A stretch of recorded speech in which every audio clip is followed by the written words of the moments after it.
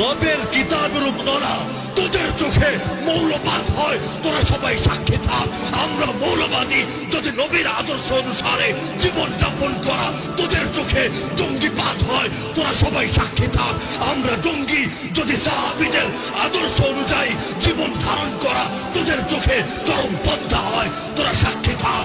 আমরা সবাই চরমপন্থী যদি আকাবির এবং সালাফে সালেহিনের রীতি এবং নীতিকে জীবনের আদর্শ, জীবনের বিধান, জীবনের সংবিধান বানানো তোদের চোখে সাম্প্রদায়িকতা হয়, তোরা সবাই সাক্ষী থাক। আমরা সাম্প্রদায়িক।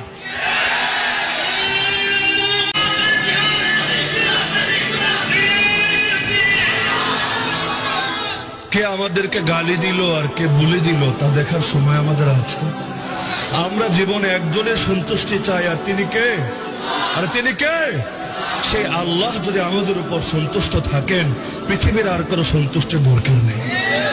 আল্লাহ রাসূল সাল্লাল্লাহু আলাইহি ওয়াসাল্লামকে যখন তায়েফের ময়দানে নির্মম নির্যাতন করা হচ্ছিল, দাওয়াতের জবাবে পাথর ছুঁড়ে মারা হচ্ছিল, আল্লাহ রাসূল